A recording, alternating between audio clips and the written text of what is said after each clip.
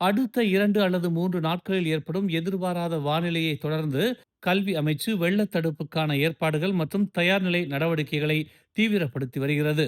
குறிப்பாக எஸ்பிஎம் தேர்வை சுமூகமாக நடத்துவதை உறுதி செய்வதில் கவனம் செலுத்துவதாக தெரிவித்துள்ளது. வெள்ளத்தால் பாதிக்கப்படும் பகுதிகளில் மாணவர்களின் பாதுகாப்பை உறுதி செய்வதோடு எஸ்பிஎம் தேர்வு எழுதும் மாணவர்கள் இடையூறு இல்லாமல் தங்கள் தேர்வை எழுதுவதை உறுதி செய்வதே இப்போது முன்னுரிமை என்று கல்வி அமைச்சர் ஃபத்ரினா சிடேக் தெரிவித்துள்ளார். தேசிய பாதுகாப்பு மன்றம், காவல்துறை, தீயணைப்பு மற்றும் மீட்புத்துறை, சிவில் பாதுகாப்பு படை மற்றும் பிற நிறுவனங்கள் உட்பட பல்வேறு நிறுவனங்களின் ஒத்துழைப்பை உள்ளடக்கிய ஆயத்த முயற்சிகளின் ஒரு பகுதியாகவும் ஓப்ஸ் பாயுங் நடவடிக்கை செயல்படுத்தப்பட்டுள்ளது என்று அவர் மேலும் கூறினார். ஓப்ஸ் பாயுங் என்பது வெள்ளத்தின் போது மேற்கொள்ளப்படும் ஒரு நிலையான நடைமுறை என்று அவர் குறிப்பிட்டார்.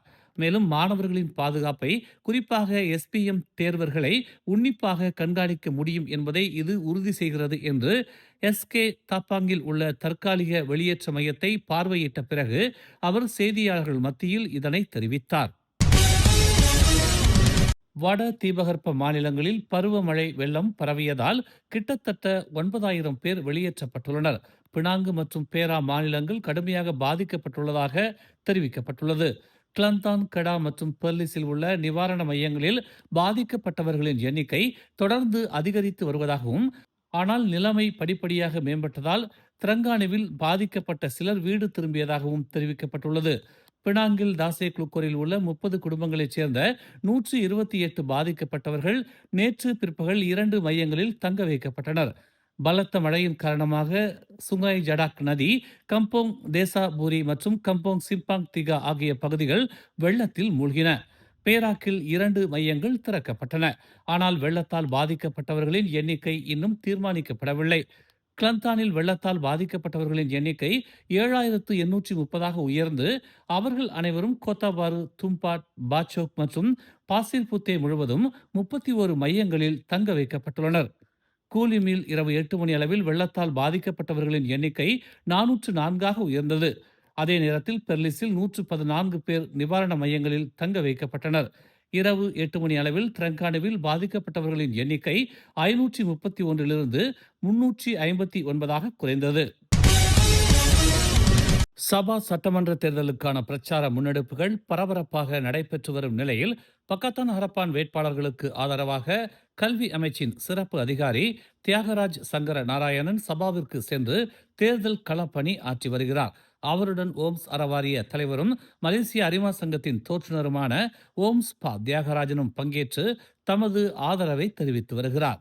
அந்த வகையில் தியாகராஜ் சங்கர நாராயணன் தலைமையிலான குழுவினர் லகாடத்தோ நாடாளுமன்றத்திற்கு உட்பட்ட செகாமா சட்டமன்ற தொகுதி வேட்பாளர் ரொமான்சா லாமினுக்கு ஆதரவு தெரிவிக்கும் விதமாக அந்த தொகுதிக்கு உட்பட்ட மக்களை சந்தித்து வாக்குகளை சேகரித்து வருவதோடு பல்வேறு நிகழ்ச்சிகளிலும் கலந்து கொண்டு பிரச்சாரத்தை தொடர்கின்றனர். சபா மக்களின் பேராதரவு பக்கத்தன் ஹரப்பானுக்கு இருப்பதை தம்மால் உணர முடிவதாகவும், குறிப்பாக செகாமா தொகுதி மக்கள் இத்தொகுதியின் வேட்பாளர் ரொமான்சாவுக்கு உற்சாக வரவேற்பு கொடுத்து தங்களின் ஆதரவை தெரிவிப்பதாகவும் தியாகராஜ் சங்கர நாராயணன் கூறினார்.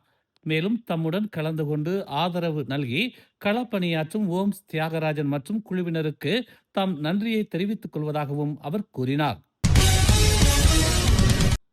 தாசே குளுக்கோரில் ரம்புத்தான் மரத்தில் 6 மீட்டர் உயரத்தில் சிக்கிய ஒருவரை தீயணைப்பு வீரர்கள் காப்பாற்றியுள்ளனர்.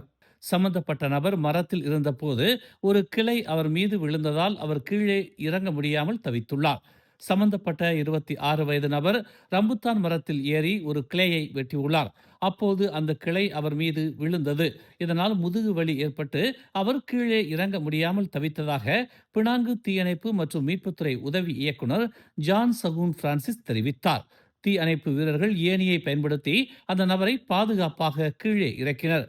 அவர் சுய நினைவுடன் மீட்கப்பட்ட நிலையில் அவருக்கு முதுகுத்தண்டில் காயம் ஏற்பட்டிருப்பதாக அவர் கூறினார். ஷாலாமில் உள்ள ஒரு மருந்தகத்தில் பணிபுரியும் ஒரு பெண் ஊழியரை நேற்று 2 மீட்டர் நீளமுள்ள மலைப்பாம்பு கடித்த சம்பவம் பெரும் பரபரப்பை ஏற்படுத்தியது. கடையின் கழிப்பறையில் நிகழ்ந்த இச்சம்பவத்தால் அங்கிருந்தவர்கள் பீதியில் உறைந்தனர். ஸ்லாங்கூர் தீயணைப்பு மற்றும் மீட்புத் துறையினர் சம்பந்தப்பட்ட 23 வயது பெண்ணை மருத்துவமனைக்கு அனுப்புவதற்கு முன்பு அவரது காலில் இருந்த பாம்பின் பிடியிலிருந்து அவரை விடுவித்ததாக தெரிவித்தனர். சம்பவம் குறித்து பிற்பகல் 3:46 மணியளவில் தகவல் கிடைத்ததாகவும் புக்கிட் ஜிலுத்தோங் தீயணைப்பு மற்றும் மீட்பு நிலையத்தைச் சேர்ந்த 6 தீயணைப்பு வீரர்கள் மாலை 4:15 மணிக்கு சம்பவ இடத்திற்கு விரைந்ததாகவும் மீட்புத்துறை தெரிவித்தது. பணியில் இருந்த ஊழியர்கள் அவரது காலை கடித்த பாம்பை வெற்றிகரமாக அகற்றி பாதிக்கப்பட்டவரை மேல் அதிக சிகிச்சைக்காக சுகாதார அமைச்சு ஊழியர்களிடம் ஒப்படைத்தனர். மலைப்பாம்பு பின்னர் பாதுகாப்பாக காட்டுக்குள் விடப்பட்டது. நேற்று அதிகாலை ஒரு பொழுதுபோக்கு மையத்தில் நடந்த சண்டையில் 40 வயது மதிக்கத்தக்க ஒருவர் தாக்கப்பட்டு கத்தியால் குத்தப்பட்டு உயிரிழந்தார். அந்த நபர் மருத்துவமனையில் இறந்து விட்டதாக உறுதி செய்யப்பட்டது என்று ஸ்ரம்பான் காவல்துறை தலைவர் அசாகர் அப்துல் ரஹ்மான் தெரிவித்தார்.